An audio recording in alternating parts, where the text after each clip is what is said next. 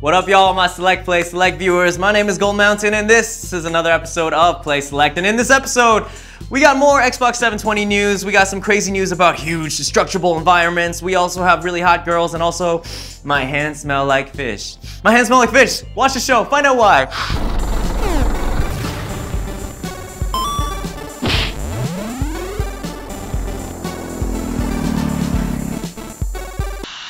He's back. Suda51 is back in What Killer is Dead. Now, in Shadow of the Dam that came out last year, you know, it was a Grasshoppers manufacturer game, but it wasn't really Suda51. Now, he is finally back in charge, in the driver's seat, in the directorial chair, and he's gonna give this game a run for its money. Now, it looks really good. I've only seen the trailer, and you know, I just recently played Devil May Cry, and it's kind of funny because when I was playing Devil May Cry, I was thinking, well, this is interesting because it kind of seems maybe as if Suda51 may have made this. And now, lo and behold, this is what I see. Killer is Dead. And it looks amazing. Graphically, it's very nostalgic of the Killer 7 style, but also mixed with No More Heroes.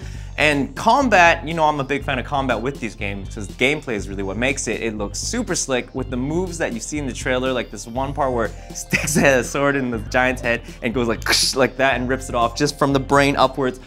Beautiful, beautiful, beautiful. And I mean, it just looks good. I'm really happy to see this. Like, it's got like all the references that Suda51 likes about punk rock, rock and roll, zombie movies, hitmen, assassins, gangsters, all that stuff. Everything needed for a Suda51 game to look good. I mean, the main character's name is Mondo Zappa, which alone in itself is an amazing name. It's probably one of the best names I've heard for a character. And Zappa could most possibly be influenced by Frank Zappa, because you know Suda51 is into music a lot. Now, this game will be out in summer 2013 for the Xbox 360 and the PS3, and when we know more about Killer is Dead, definitely let you know.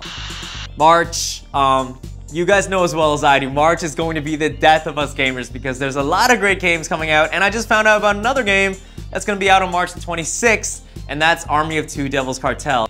So when I first looked at it, the gamer in me, well, I kind of thought, well, okay, fine, another generic shooting game. But when the overkill mode was introduced, that just changed the game for me completely. I'm definitely getting this because, I mean, all right, there's one thing that games, they always talk about how their environments are very destructible. Well, this one, seriously, you know that scene from Predator where pretty much, what's that guy's name? Jesse Ventura, yeah, Jesse Ventura, he takes the machine gun and he goes, ah! This is pretty much what that game feels like. So how this works is that in the game, when you were doing a lot of co-op actions such as helping out your friend or drawing fire away from them, vice versa, you'll both be getting something called overkill points. Now when this meter fills up, then pretty much you get extreme explosive power. You can blow up anything. Truck in the way, no problem, overkill. You know, building in the way, no problem, overkill. And the things really blow up. Like we saw the video and there's stuff flying all over the air, particles of dust and explosions and granite and who knows what else you use in construction, but it looks really, really cool.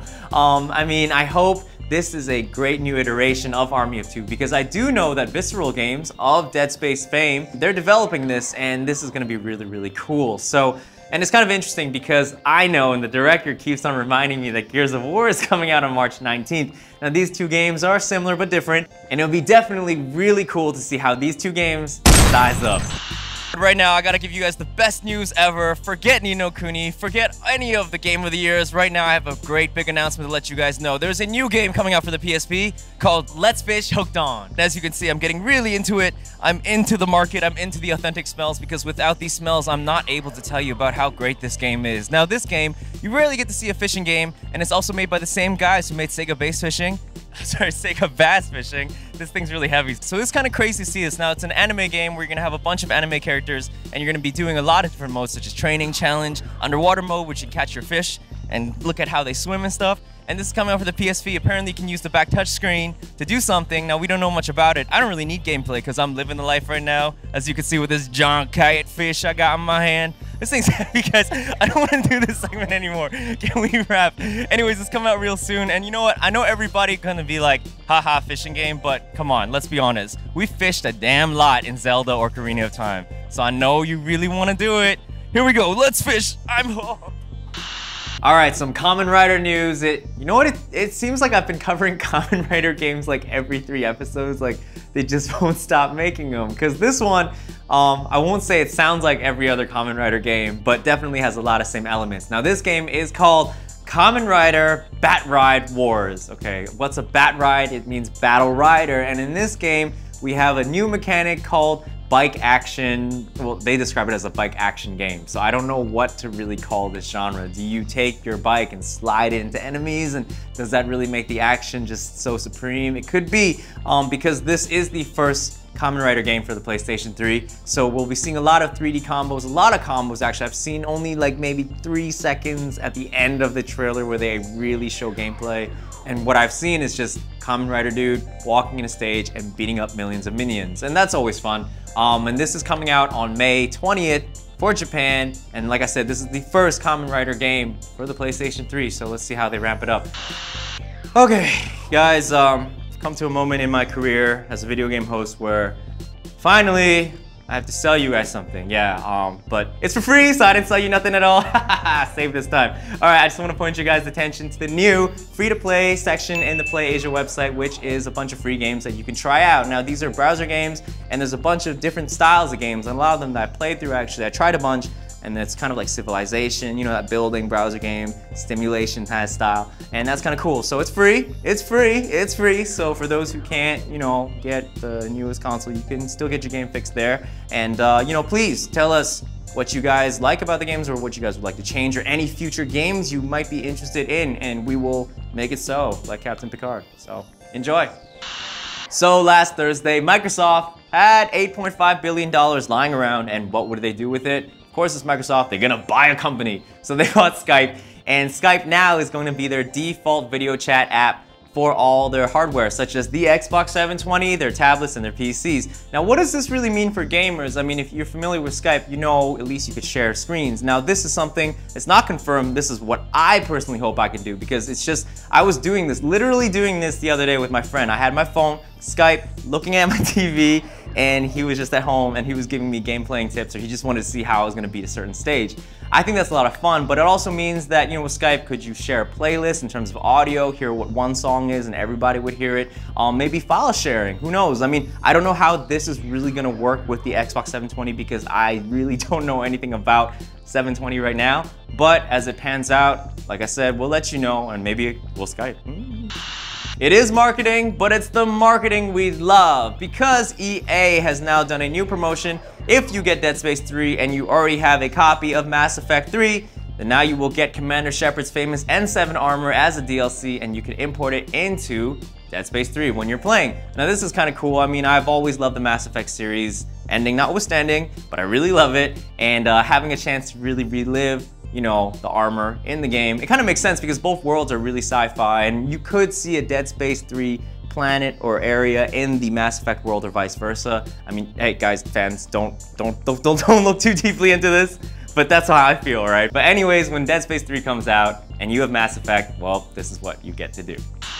For those who've been following Splinter Cell Blacklist news, well, it's actually been delayed till August 2013, actually August 20 to be exact.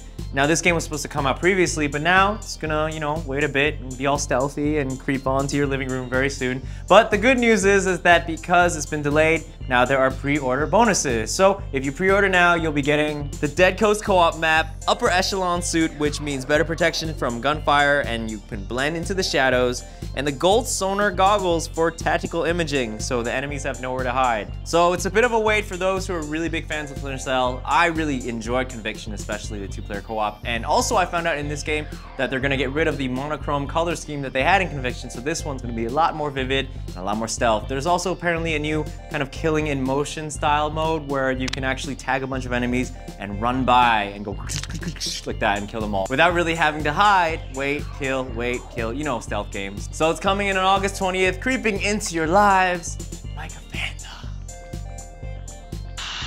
And now, the most controversial new thing of our show, Gold's Choice. Okay, this is not a review, all right? And this is pretty much my impressions on a game that I think you guys would actually really enjoy, because I'm having fun with the game right now. That's the only way I know, all right? So just put that out there. So anyways, the game of this week is definitely Ni no Kuni. I mean, I took this home last night on release date, and I went through it as much as I could physically possible without, you know, getting too tired for today.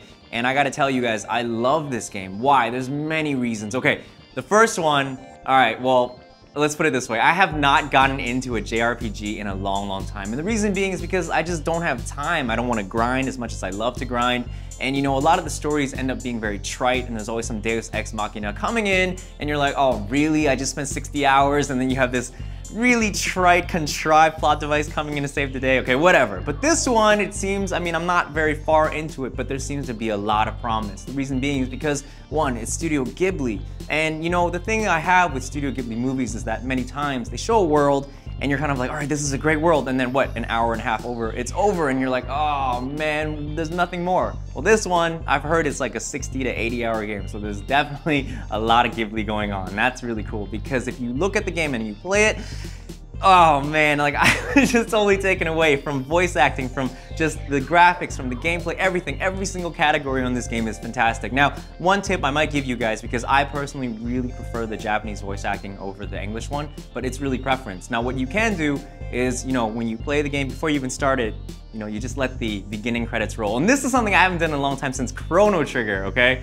So this is how hyped I am to play this game. But you let it play through and you listen to the voices, because they're gonna have all the voices anyways in the beginning, so to speak. And you can just listen to them and see which one you like more. Now, I do like it, and I mean, the character design, okay, so let's get to, let's say, the battle, you know, the what makes the game actually play. All right, so it's kind of a cross between, from what I feel, it's like Tales and also Pokemon. It really feels that way, because when you're on the giant, expansive, vast, beautiful overworld, of course, there's creatures running around, kind of like Chrono Trigger again, but also, you know, if they see you or you find them from behind, you know, you get a preemptive strike. So you get into battle, and in battle you get familiars. Now, these familiars are very much similar to Pokemon in a way, or at least what Pokemon should be like now in today's time, because no more static battles. You know, you go up and you can be yourself, you can be Oliver. So this is how it works. I'm just getting really excited again, you guys know me. All right, so you got Oliver, get into a battle. You either summon your familiar to, you know, battle for you, or you go as Oliver. Now, the reason why you might go as Oliver is because he's the magician, he's the wizard, so you might end up using really powerful spells, but because he's a wizard, like in all this kind of D&D lore, he's physically weak. So you might have to get someone who's one of your familiars, and the first one I got is this Might guy. I named him Jay, of course, and you know, he's a melee character. So you go back and forth in balance, because it's very interesting, because the enemies will respond, they will attack you, and there's no ATB, you might call it. If anything, you have to be really smart about it. There's a defense button that you can quickly react to the telegraph attacks of the enemies, and battle goes really well. Now, granted, I haven't gone to the part where I actually have a final party, you know, I'm just by myself, but I can definitely feel that this has the potential to be a lot of fun in terms of RPG battling. In terms of music, I just gotta say, this is soundtrack of the year, and it's only January. I mean, I haven't been this touched by music, and I'm just listening to the beginning tracks. Now, I haven't been this touched since I've heard Nobuo Uematsu stuff, I mean, since Final Fantasy IV. Now, this shows how old I am, but also my taste for music and games, and this one just really blows my mind. Now, there's a lot of really interesting mechanics, such as magic, also the way that, well, the magic list is very just extensive, and you can use them during the game, you know, for cutscenes or to make things happen, or also in battle. The Wizard's Companion. Now, I was very stoked about this in last episode when I saw the actual Wizard's pack, and granted, I don't have that, unfortunately, but it's okay, because in the game itself, the whole book is there, but you have to unlock the pages as you go on. But the whole book is there, and you can read everything. There's so much to read. I actually spent about 2 hours reading the lore yesterday, and that's kind of the thing I really like about JRPGs, is that it comes in a very polished form, or at least a good one. I mean, they have all the lore, all the things that you can read up about, all the stats, all the tweaking, you know, just things that get yourself completely lost in. Now, I'm gonna really get more into this game, and when I do, I hope I can get a chance to let you guys know how I feel about it. But right now, I think this game is the bomb. I have to use old 90s lingo because it's that amazing. But this game, Ni no Kuni, definitely, for sure, gets my gold choice. Time to announce the winner of last week's prize time. Now, the question I asked is, in DMC, what's the connection between DMC and Godot from Phoenix Wright? And it turns out it's Hideki Kamiya, who is the director of DMC and the voice actor of Godot. Now, the guy who got it right is, this is such a great name, Man Baby, you got it right, and you just won yourself a copy. Congratulations, and thank you for everyone else who submitted their answers. Albeit a lot of them were wrong, but that's okay. Lucky draw. So anyways, Man Baby, enjoy your game. It's that time. Prize time! Your favorite moment of the week where I give you free stuff. Now, prize time works like this. I give you a question, you give me an answer, and if you get it right, I'm gonna give you some, everybody, swag. So anyways, ground rules. If you know the answer to my question, please put it in our inbox, not the comments. The inbox, not the comments. And where's the inbox? It is in our Play Asia TV channel. So just send them a message and we'll get it. So anyways, because this game is only for PS3 and you can guess what it is, Ni no Kuni, you don't have to tell me whether or not you want it for Xbox or PS3. So anyways, without further ado, here's the question. Now, Joe Hisaishi, who is the composer of the game, worked with many people, and he actually collaborated a lot with this one director. Now, this director actually attempted suicide by trying to drive his motorbike into a road barrier. What is the name of the director? That's all I need. It's a very morbid question and also very kind of tough. Anyways, this has been another episode of Play Select. My name is Gold Mountain. Thank you guys so much for watching. We love making this. We love your comments. We love everything about the show. So anyways, I'll see you next week. Peace outside.